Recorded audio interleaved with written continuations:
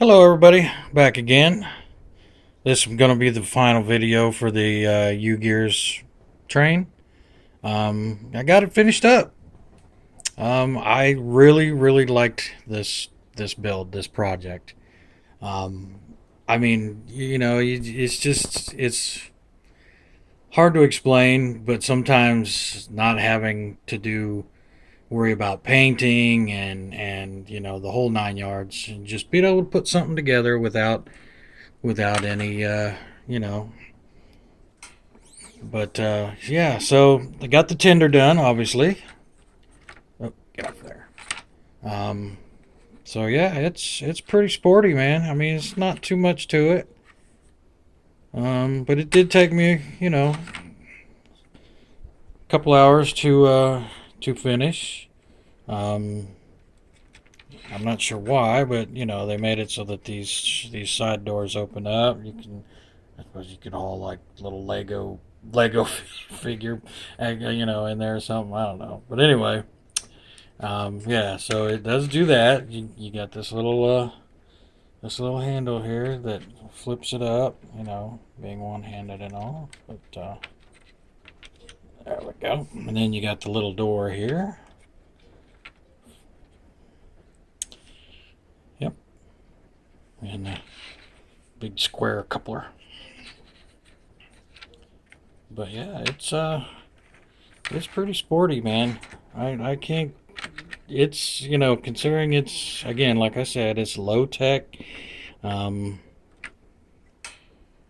and works pretty good. So, well, for the most part, anyway. But it is wood, so you have to. But yeah. This is a pretty nice setup. They give you this track, you know, display track. They also give you enough to build a fairly long little section. Um, it runs on that track pretty good. It doesn't derail. Um, the only thing is the engine inside basically is rubber band powered, and if you crank it too much, you'll break some of the rubber bands, and then it won't have as much power as it would have normally. But it cruises along pretty good, I guess. I mean, you're only going to get so much. You wind it as much as you can. It has just enough power to get to that full length of track that they give you. But yeah, it's finished. Looks good. Um, I can't say enough about the UGears. Everything, I had to do very little sanding. I mean, I could have really just went nuts, and I mean, the only thing that I sanded was like the wheels and some of the things like that. Some places where pieces of wood have to slide against one another, I've sanded that. But I mean, you don't want to sand too much because it does have some detail work on it. It's all laser cut. It's all laser cut stuff. So I mean, um, but yeah, this thing went together. I mean, other than squeezing pieces of wood together that don't want to be squeezed together, they give you that wax to help that out. Um, the thing is very detailed as far as I'm concerned. Considering, I mean, it's wood. Yes, I did break a few pieces, but like I said, super glue works wonders. Um, and some things that fit together a little too loose, right out of the box, a little super glue in there, to keep it nice and tight. But if you're interested in something like this, I highly recommend UGears. Like I said, they have a train. They've got some other things. I got this on Amazon, so again, and you'll find there's other companies out there doing the wood model kits. I can't say much for them because I haven't done any of them yet. But I can say the UGears, they are a little more expensive than some of the other wood kits. But I personally believe that it's worth it. I mean, they're not incredibly expensive, but for the amount of detail that they do, and the fit and finish of it is awesome. I highly recommend. I mean, if you're interested in something like this, I highly recommend this UGears company, or at least these kits. Um, because like I said, they're very detailed considering they're made out of little pieces of plywood. The laser cutting is very precise. There's only little tiny little tabs that hold the pieces in. This is about right here. This is about as much as what holds the pieces in. You know, they've got those. That's where the laser cutting starts and stops. So, like I said, the amount of sanding is minimal. I mean, if you're into that much detail work, the amount of sanding is minimal. So even then, you wouldn't have much to do as far as that goes. But like I said, I pretty much put this thing together, um, worked on it consistently, you know, and it took me, I'm gonna say, good 10 or 12 hours altogether. I wasn't in a hurry. I was taking my time, and you could, like I said before, you could mock up some of these pieces before you put them together. But again, it's made of wood, so once you put them together, taking it apart, you risk breaking stuff. They do fit together pretty good. Some things are a little more snug than others. Some things are a little less snug than others. Again, a little dab of freaking super glue or wood glue, but the super glue dries faster. Um, you know, it's worth it, man. I think so. It's very functional. The gears inside, they move along when the train's running. Um, I mean, aside from the fact that this just they move. They turn when you wind it up and let it go. The gears inside move too, but for the most part, they're just for looks. They're just something to part of the model. Looks good, works good. So anyway, like I said, this is my final video on the UGears train. Again, I highly recommend this. It was well worth the money, in my opinion. And again, it wasn't terribly expensive, but it's probably a little more expensive than some of the other ones that you find there. Um, but it's worth it either way. So I hope I didn't bore you too much with these videos. I know most of the time I'm doing Star Wars or Star Trek and plastic models and painting and whatnot. Um, but I thought, well, this is kind of cool. So I saw this. I think it was on YouTube or on Facebook or something as an ad, and I'm like, damn, that's kind of cool looking. A wooden train. But until I got into it and started building it, I had no idea how detailed and how complex this thing really is. I suppose if you wanted to, you could paint this thing.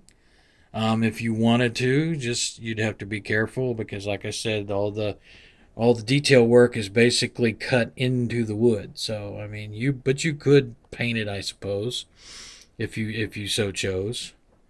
You could probably put even some little LED lights in there. I mean, you could drill some holes in here. Run some. I mean, this thing would be perfect for running wiring because there's tons of places that you could hide wiring in there. LEDs in there, and you could put some LEDs in the cab, I suppose, to light the cab, and you could put a battery pack because that'd be about what you do. I mean, hell, it's perfect for. You could throw a battery pack in there if you so chose. I mean, you could get pretty detailed with this if you wanted to. I personally, I like it the way it is, but that's just me. Um, but you could, like I said, you could go and You could put some LEDs, battery pack with some LED lights in there, and maybe some lights inside here to shine on the gears inside, to illuminate those gears.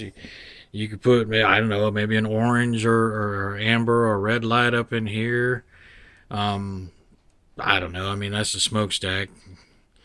You could put something in here, in the firebox, or a couple red LEDs to show that you know, fire in there. I don't know. I mean, it's all imagination. Again, that's why I do these little videos to maybe do something that people on, if you do these YouTube things, and if you like, to watch the YouTube videos on, model building, and there's a ton of them out there, and there's some really, really, really cool guys and that do these models online. So anyway, I'm rambling again.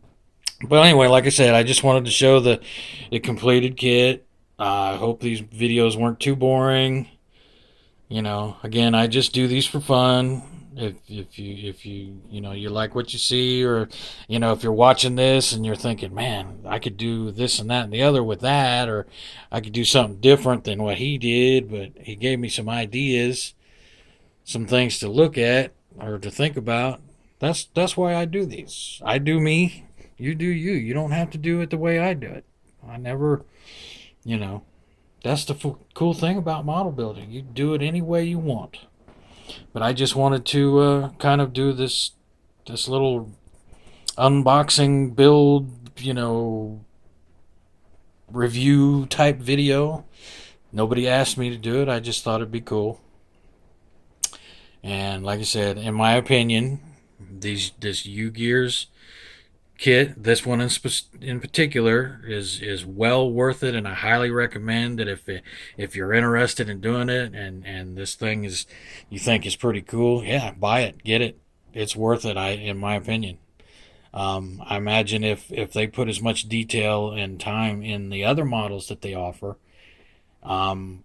yeah, you're not going to be disappointed. Let's put it that way. So again, I recommend these. So anyway, I hope everything's going good. I hope everybody's doing fine.